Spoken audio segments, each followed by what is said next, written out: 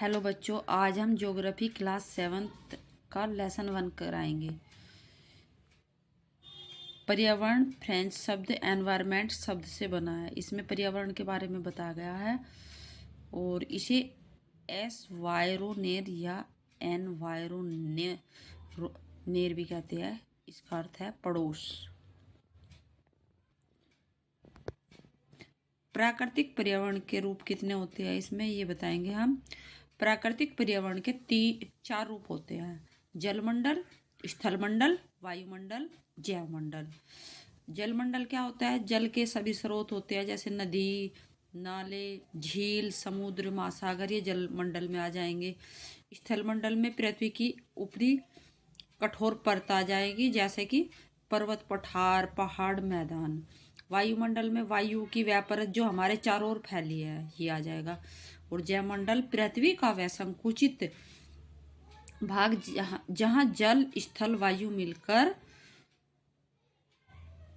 जीवन को संभव बनाते हैं। प्रकृति को मनुष्य अपनी इच्छा के अनुसार बदलता रहता है बच्चों। पर्यावरण के कुछ घटक भी है, जैसे प्राकृतिक घटक हो गया। प्राकृतिक में जैसे भूमि, जल, वायु, जो प्रकृति ने चीजें बनाई, पेड़ पौधे हुए, जीव जंतु हुए। और पर्यावरण के घटक जैसे मानव निर्मित, इंसानों ने बनाई है, इमारत है, पार्क है, सड़क है, पुल। और मानव की परस्पर क्रियाएं व गतिविधियां जिन्हें मानव अपने सुख सुविधाओं के लिए निर्मित करता है। अभी हम आपको परितंत्र के बारे में बता रहे हैं। वह तंत्र जहाँ संपूर्ण जीवधारी जीवित चीजों एवं पर्यावरण के साथ संबंध एवं क्रिया, इसमें भौतिक एवं रासायनिक कारकों को भी सम्मिलित किया जाता है। आपके एनसीईआरटी की बुक में विश्व पर्यावरण दिवस के बारे में भी पूछा गया है, जो 5 जून को मनाया जाता है।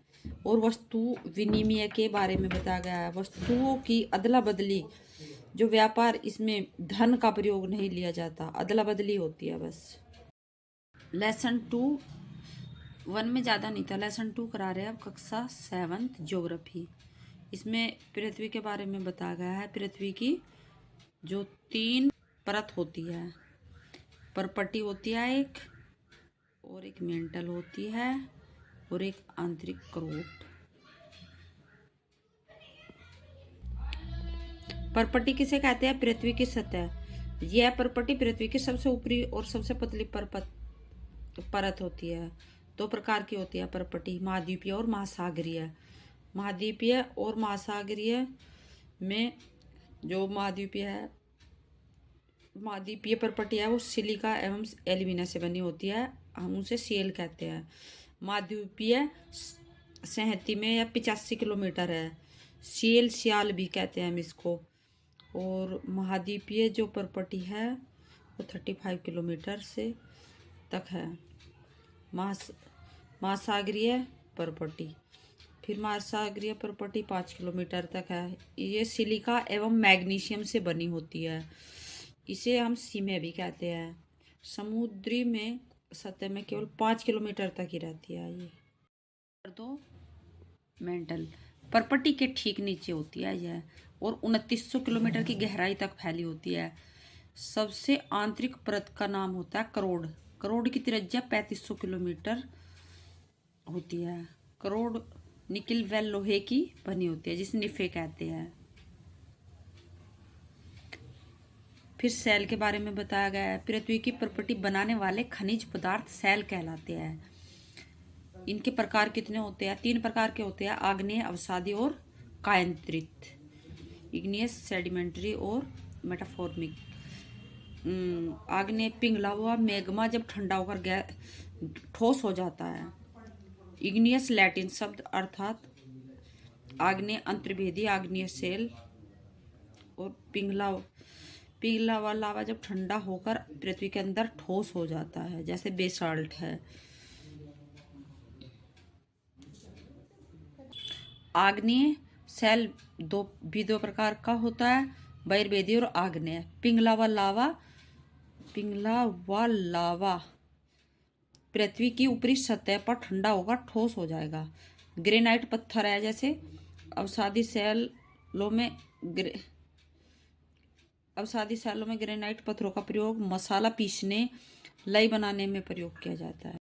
फिर बी में अवसादी सेल। सेडिमेंट्री लैटिन शब्द है, अर्थ स्थिर है इसका। जब सेल टूटकर छोटे छोटे टुकड़ों में बदल जाते हैं, वो अवसाद बन जाते हैं। इन सेलों में ही जीवाश्म पाए जाते हैं, जैसे बलुआ पत्थर। इस प्रकार की सेलों के उदाहरण है लाल किला में जैसे लाल किला है और जो संगमरमर है, वो सब अवसादी सेलों का उदाहरण है। जीवाश्म सेलों की परतों में जब दबे मृत पौधे व जंतुओं के अवशेष, उनको हम जीवाश्म कहते हैं। जो सेल की परत होती है, उसमें मृत पौधे हो जाते हैं और जंतुओं के जो अवशेष हो जाते हैं, सड़ जाते हैं, वो जीवाश्म होते हैं। कायांतरित सेल। कायांतरित सेल मेटामॉर्फिक ग्रीक भाषा का शब्द है और इसका मतलब है कायांतरित का परिवर्तन। आग्नेय एवं अवसादी सेलों का उच्च दाब व ताप के कारण, जब उस पर दाब पड़ेगा और गर्मी लगेगी, ताप लगेगा, उसके कारण उसका रूप बदल जाता है कायांतरित सेलों का। उदाहरण के लिए जैसे चिकनी मिट्टी, चूना पत्थर। सेल चक्र। द्रवित मैग्मा ठंडा होकर आग्नेय सेल के छोटे छोटे टुकड़े जब एक स्थान से दूसरे स्थान पर पाए जाते हैं तो अवसादी सेल बन जाती है। आग्नेय एवं अवसादी सेल उच्च दाब व ताप गर्मी के कारण जब उनका रूप बदल जाता है तो कायांतरित सेल में बदल जाते हैं। खनिजों में जैसे इसका एक निश्चित रासायनिक मिश्रण होता है। कोयला, पेट्रोल, गैस जलाने वाले खनिज पदार्थ है। सोना, लोहा, यूरेनियम, एल्युमिनियम उद्योग औषधीय एवं उर्वरक बनाने के काम आता है। नोट: चट्टानों का एक दूसरे में बदल जाना भी कायांतरित होता है। मैंने आज फर्स्ट और सेकंड 2 लेसन करा दिए। आज की वीडियो में इतना ही। ये भूगोल की